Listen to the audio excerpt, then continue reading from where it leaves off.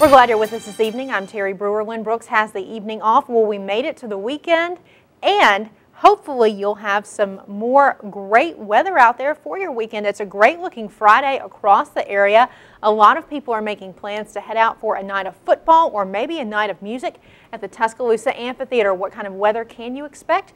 WVUA Chief Meteorologist Richard Scott has the answer. Richard. Hey Terry, good Friday evening to you. No issues out there today, so all those outdoor events happening out there this evening, no problems. 84 now, Tuscaloosa temperatures starting to kind of come down a few degrees now. The sun's getting ready to set here the next couple of hours, and no rain to deal with. We are rain-free, partly cloudy sky out there. A mixture of cloud and sun will continue for at least the first half of the evening hours. Here's the forecast this evening. Local high school football games, big Amphitheater concert happening at the Tuscaloosa Amphitheater. Talking temperatures around 80, I think by 7 o'clock. Low 70s likely at 10 tonight, and mid-60s at midnight, but rain will arrive later this weekend. We'll talk about the weekend forecast. I've got some good news, some bad news. Your forecast straight ahead. Stick around. All right, thank you, Richard. Well, downtown Tuscaloosa will be packed with music fans tonight because American Idol Kelly Clarkson is playing at the Amphitheater. Clarkson was the first winner on the TV show American Idol. She plus The Fray plus special musical guest Carolina Liar kick things off at 7 o'clock tonight. Tickets are available at the box office, and the tickets start at $37.25 each.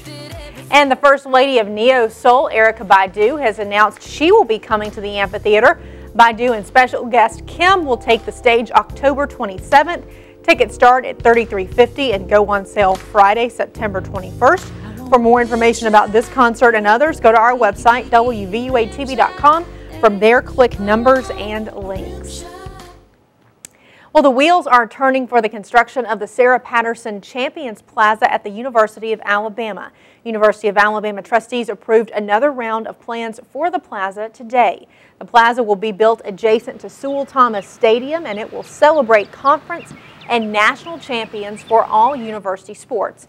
WVUA caught up with gymnastics coach Sarah Patterson at this morning's UA trustees meeting.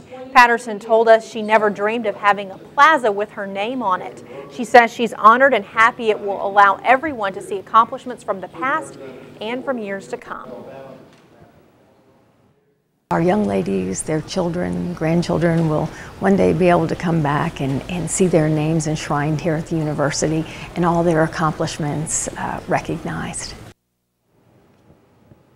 You'll hear Alabama Athletics Director Mal Moore and softball head coach Patrick Murphy's thoughts on the new plaza coming up tonight on WVUA News at 6. Well, we're now seeing some of the first ideas of what the University of Alabama hopes to do with the Bryce Hospital property. The 2012 campus master plan is placing a heavy emphasis on that 168-acre space. Residential facilities, museums, and a brand new performing arts center are part of plans for the recently acquired Bryce Hospital property. The plan calls for urban forestation, which means preserving the natural beauty of campus and continuing the natural growth of the university. There's actually an area in the front of the main Bryce building that's actually larger than our quadrangle, which is about 20 acres. So it's a great green space. It's got beautiful old trees on it, and we'd love to preserve that. Wolf says he hopes the plan will take action over the next 5 years. The University of Alabama System Board of Trustees also approved a student center at the Presidential Village, which will include a storm shelter, also a World War I memorial plaque in honor of Tuscaloosa County soldiers who died in World War I, and a new strength and conditioning facility. Well, the Crimson Tide heads to Fayetteville, Arkansas this weekend to take on the Razorbacks. Last year, Bama roasted the Hogs 38-14 at Bryant-Denny Stadium. This year, the Tide faces Arkansas on their home turf. Kickoff is set for 2:30 p.m. It will be carried on CBS. Coming up later at 5, you'll hear from a Razorback fan who's become an internet sensation after releasing her musical tribute to the Hogs. And WVUA is the place to start your football Saturdays. Don't miss Crimson Tide kickoff Saturday morning at 8 a.m. Gary Harris will have complete game day coverage with special guests, a breakdown of the matchup, and feature stories on the Tide. That's Saturday morning only on WVUA TV. And before you cheer on the Tide on Saturday, you can get your football fix tonight. Football Friday is right after WVUA News at 10. Gary Harris and the WVUA sports team will bring you all the highlights from West Alabama's biggest game starting at 10:35. On your election watch, Alabama voters are heading to the polls on Tuesday. Residents will decide on taking hundreds of millions of dollars from a state trust fund to use to balance the state's general fund budget. The constitutional amendment would allow about $435 million from the trust fund to be used for the state's general fund for 3 years.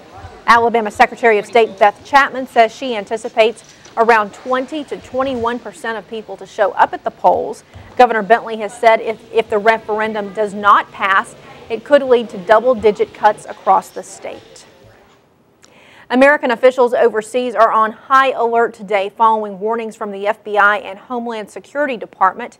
This is after a deadly attack on the U.S. consulate in Benghazi that killed the U.S. ambassador to Libya and 3 other Americans. The risk of more violence could increase both domestically and abroad as an anti-Islam movie stokes outrage in the Muslim world. Reporter Ed Payne has the story. 2 U.S. diplomats and 2 State Department security officers were killed in a 4-hour siege on the U.S. consulate in Benghazi Tuesday. The attack was carried out amid a protest against an obscure movie filmed in the U.S. that ridicules Islam and its prophet Muhammad. The demonstration was one of several protests across the region that day. U.S. sources have said militants used the protest as a diversion, but others say there's no evidence the attack was premeditated. The protests in the region have grown, with people taking to the streets in about a dozen nations. In Iraq, hundreds of people marched in the Sadr city section of Baghdad Thursday, chanting, "America is the enemy of the people." Egypt says at least 13 civilians and 6 police officers were hurt Thursday in the protest outside the U.S. Embassy in Cairo. In Yemen, demonstrators breached a security wall at the U.S. Embassy as several thousand people protested outside. Secretary of State Hillary Clinton is condemning the violence and the film clip that inspired it. This video is disgusting and reprehensible. It appears to have a deeply cynical purpose to denigrate a great religion and to provoke rage. There is no justification, none at all, for responding to this video with violence. I'm Ed Payne reporting.